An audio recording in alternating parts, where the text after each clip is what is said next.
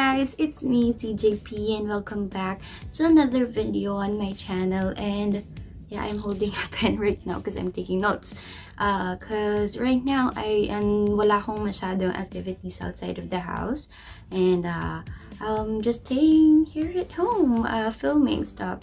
So for today, I wanted to share with you guys something kasi a lot has been asking then how do I cope with the language barrier here.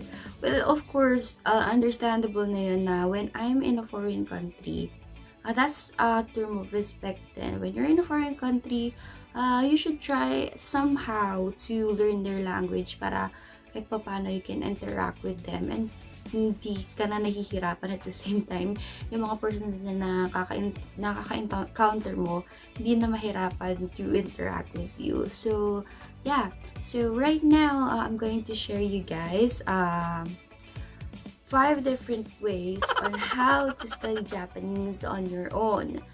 Actually, some may say na impossible yun kasi of course it's actually hard, especially ang Japanese, ang dami talagang parts ng language nila. Pagdating pa lang sa when it comes to their letters, meron silang 3 different types, right? Which is hiragana, katakana, and kanji.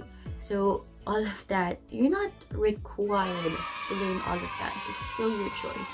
Pero when you're here in Japan, if you want to read all the stuffs on their magazines, their news, you would have to learn all of those. So, ayun nga. For me, actually before, I was also here in Japan for like 3 months. Pumasok ako sa isang class na nagtuturo talaga ng Japanese language. I already got in that and spent my time for 3 months learning them. But what happened is, of course, after the 4 months, umuwi ako ng Pilipinas for a year and I worked as a call center agent. Kaya yung knowledge ko from that 4 months here in Japan learning their language, talagang it went all down the drain. Nakalimutan ko talaga. So when I came back here, realized ko na I have to refresh my knowledge.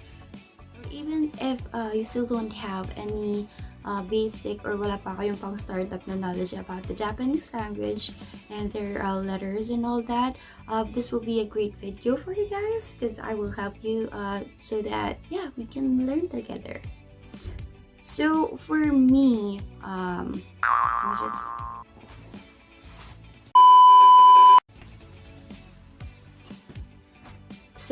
the first important thing that you guys should do if nag-consider kayo na mag-aral ng Japanese mag-isa is that you must set your time frame.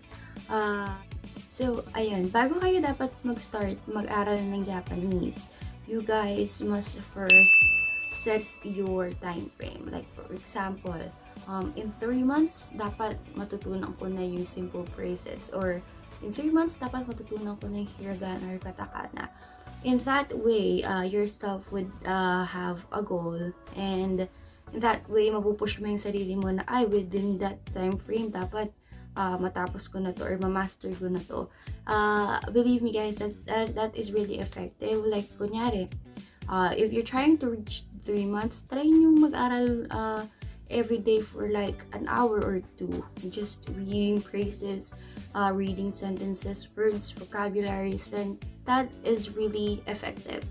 After you set your time frame or your goal, your next step would be you should figure out what you want to do first. So, the best advice for now, if talagang starters kayo na maglo-learn ng language ng Japanese, kailangan nyo muna mag-start like reading random vocabularies. Actually, that helps. Huwag muna kayong magmadali mag-aral ng hiragana and katakana.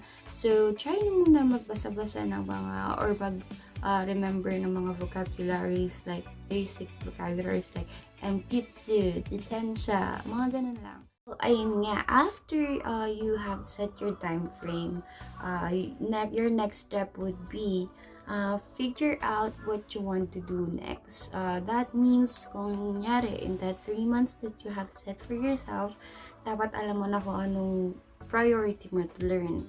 Like for example, gusto mo nang matuto ng mga simple phrases na mapapato mo on conversations, like when someone is eating, like when someone asks you,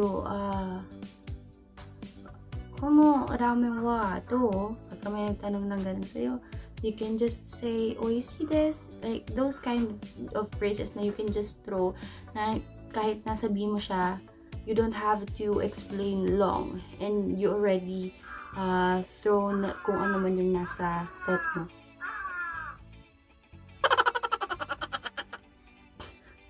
So ayun nga, that are those kind of simple phrases. Next, you can also try and learn like basic questions, like words that you can use on train stations, or words that you can use when you're eating in a restaurant, or I'm sorry, nalagyan ko. And after that, you can actually proceed learning hiragana and katakana, so that pwede na kayo mag-proceed with the books. So for me, I actually bought 2 books, this one and this one. So basically, this one is the first Japanese textbook for foreigners in English. This book actually, this contains basic sentences, basic grammar, na talagang it really helps a lot. And when you buy this kind of books, meron na siyang CDs. So yeah, they have CDs nga para ma-practice mo yung pandinig mo when it comes to Japanese words, which is really great. So yeah, after you learn hiragana, katakana, or a bit of kanji if you like, you can go on proceed with buying your textbooks so that you can learn further. So I bought this one and this one, Quick Master of Vocabulary. This yellow one, basically it contains vocabularies like by subject. Like for example, kitchen things, it will just display kitchen vocabularies, or when you're in a restaurant, it will just display words that you can use on a restaurant, which is also great. And for this one, it also includes CDs. Actually, it's actually dalawa nga to. Yeah, it includes that too, so that you can listen kung paano talaga i-voice out yung words na nakasulat sa vocabulary. So yeah, that was the second one. Ayun, so tapos na tayo sa first and second step. The third one would be after you kunyari, tapos na yung 3 months yung sinefirst off. After that, the third step you can do is refresh kung ano man yung mga natutunan nyo. Like for example, in that 3 months, pinag-aralan nyo lang is hiragana, katakana, and some of your kanjis. And after the 3 months, what you would do is that you would refresh your knowledge from the start to finish of that 3 months. In that way, malalaman mo kung ano ba yung mga na-miss out mo, or yung mga words na often mong nakakalimutan. And yeah, that's it. So after that, you guys should now proceed on reviewing grammar. So kung paano mo i-form yung mga words na natutunan mo, yung mga simple words na natutunan mo from the start of your time frame. Like for example, yung mga basic vocabulary, natutunan mo yung mga basic phrases, pag-aaralan mo siya, be applied in a grammar form, so that you can engage with a conversation, or you can try and start a conversation. So after that, of course, the last one would be practice. This actually is the most important part of this video, is that telling you guys na every end of the lessons that you make for yourself, dapat you always practice, you always apply. Madami namang and the last step here, actually it refers din talaga like practicing with a person na nagsispeak talaga ng Japanese.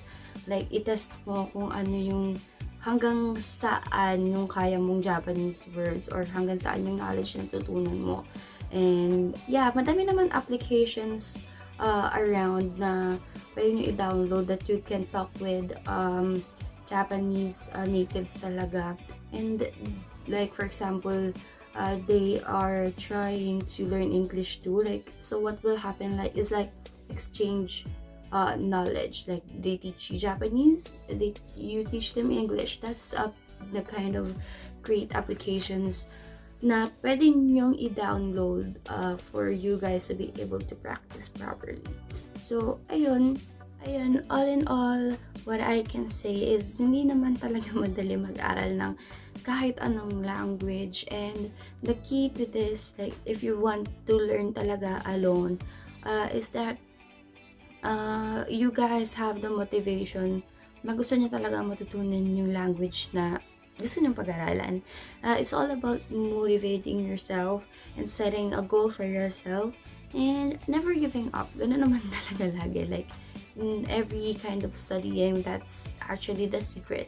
Is that you never give up. Yes, may chance na mapapagod ka mauumay kasi pinag-aaralan mo and you will go back to the start, which will make it even more difficult and the process will be long in that case. So yeah, that's what the best thing you can do is just don't give up. Minsan, you'll get tired, you can rest, and then after you rest, you can continue on and just finish your goal. So yeah, that is the video for today. I hope this video helped you guys kahit paano. And I don't know kung what is the plan for the next one, but yeah, I'll see you guys on the next one, and I hope you guys enjoy. Bye!